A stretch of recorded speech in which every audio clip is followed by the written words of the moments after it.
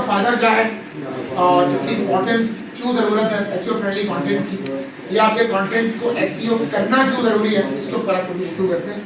थोड़ा सा काम रह गया, इंशाल्लाह क्लास के एंड तक आप कोशिश करेंगे कि हमारा एसईओ का सेकंड लास्ट सेशन है सर 3 रहेगा ना, 3 रहेगा, 2 आज करेंगे, 1 मिनट तक जो आज करेंगे वो सर 1 सेकंड, वो नेक्स्ट क्लास में 2 की ये प्रेजेंट नहीं काउंट होती है। नहीं सर लेट भी लगाएंगे आप, आओ तो सही देखते हैं। ओके दूसरा कब स्टार्ट होगा? दूसरा तो फायदा ये है कि भाई एडवर्टाइजिंग आपकी जब ऑलमोस्ट सही हो जाती है, आपको कोई पैसा देना नहीं पड़ता, आपको मार्केटिंग खुद से करनी नहीं पड़ती, आपका कंटेंट जो है सर्च इंजन के थ्रू खुद ब खुद मार्केट हो रहा है। Increase sharing on social media.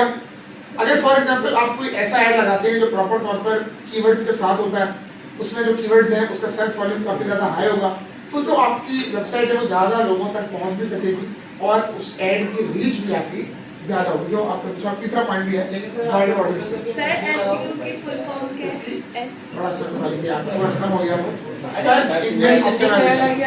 Ji sir मैं बोल रहा था, आपने तो कहा था कि हटके लगाने, क्या मतलब जैसे कि बाउंस रेट का मतलब वेबसाइट खुल तो रही है, वेबसाइट को बंदा एक्सेस तो कर रहा है, लेकिन उसके ऊपर कुछ यूजेज नहीं कर रहा, कोई बाइंग नहीं कर रहा, वो देखने आ रहा है उसको आपसे जाए।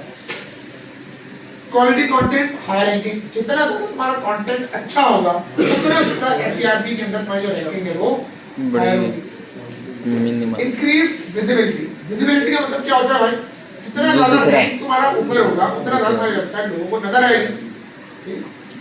मोर ऑर्गेनिक ट्रैफिक। ऑर्गेनिक का मतलब है ऑथेंटिक ट्रैफिक, वो ट्रैफिक जो पेड सोर्सेज से नहीं आ रहा, जो वाकई जेन्युइन ऑडियंस है, जेन्युइन ट्रैफिक। अब तरीका स्ट्रेटेजी वो बनाते हैं। पहला काम क्या है, लिस्ट द टॉपिक्स। टॉपिक से बनाते हैं तुम्हारी वेबसाइट में क्या क्या होगा, उन तमाम कैटेगरीज, उन तमाम टॉपिक को लिस्ट डाउन करना है। List long tail keywords based on keywords. अब देखो टॉपिक्स की बेसिस के ऊपर 2 तरह के कीवर्ड्स हमारे बनेंगे। एक होते हैं शॉर्ट कीवर्ड्स। शॉर्ट कीवर्ड से बनाते क्या 10 कैरेक्टर 12 कैरेक्टर।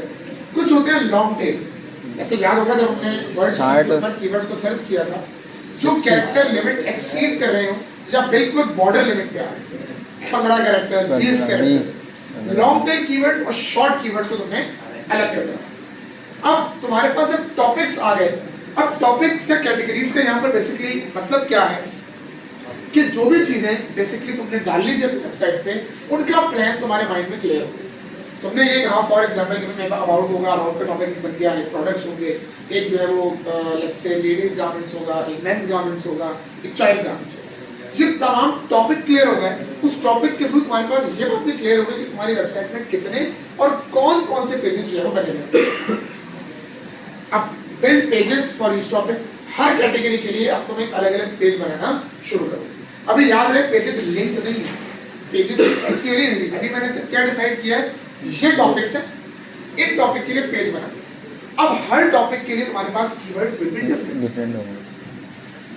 अच्छा आगे चलते हैं। Setup of blog. ब्लॉग क्या होता है, राइटिंग आर्टिकल, जहां पर तुम सारी अपनी कहानी, अपनी गुफ्तगू, अपनी डिटेल प्रोवाइड करते हो। ठीक है, ठीक है ना। अब ब्लॉग का ऐसा नहीं कि एक दफा लिख दिया कहानी खत्म, it is a repetitive process. ये प्रोसेस चलता रहेगा। एक दफा लिख दिया, अब आप एक अपना शेड्यूल बना लीजिए, मुझे हर हफ्ते इसको अपडेट करना है, मुझे हर महीने इसको अपडेट करना है। मैंने बताया था कंटेंट वन टाइम नहीं लिखा जाता, it is a iterative process. 2 हफ्ते बाद अपडेट हो रहा होगा, 2 महीने बाद अपडेट हो रहा होगा, लेकिन आपको एक स्केड्यूल बना के चलना पड़ेगा और इसको बार बार अपडेट करना पड़ेगा। Make a link building plan. Link building से मुराद क्या है कि अब पेजेस बन गए, टॉपिक्स बन गए, लिस्ट तैयार हो गई है। अब कौन सा पेज कहां से लिंक होगा और क्यों लिंक होगा, अब इस चीज का प्लान करेगा।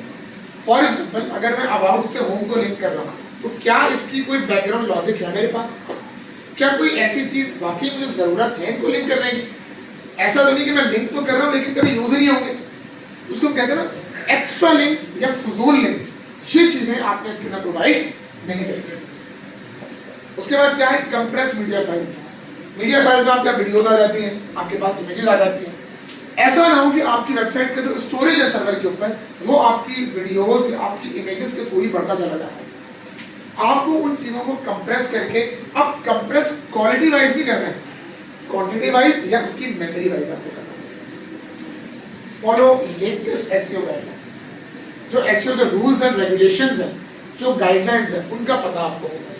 यानी आपको हर हालत में वाइड हेड एसईओ को फॉलो करना है। वाइड वाले अब अगर फॉर एग्जांपल गाइडलाइंस में लॉज में कुछ एडिशन हुई है, कुछ चेंजेस हुई है, कुछ मॉडिफिकेशन हुई है, तो आपको उनको भी प्रॉपर तौर पे चेक करते हैं। आप गूगल करेंगे वाइड हेड एसईओ गाइडलाइंस, तो आपके पास ढेरों गाइडलाइंस जो है वो आ जाएंगी।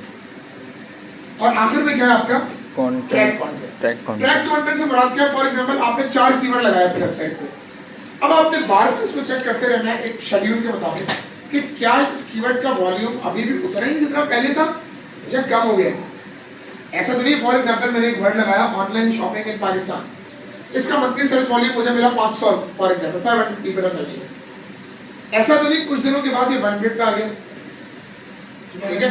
अब जब वॉल्यूम कम होगा तो इसका डायरेक्ट इफेक्ट कहां पर आएगा? आपके एसईओ, आपकी वेबसाइट पे, आपकी रैंकिंग नीचे आ जाएगी। अब इसके लिए क्या है? ट्रैक करना, उसको मॉनिटर करना। इसीलिए आप देखो वेबसाइट के ऊपर जो कंटेंट है वो बहुत ज्यादा दफा अपडेट हो रहा है, ठीक है।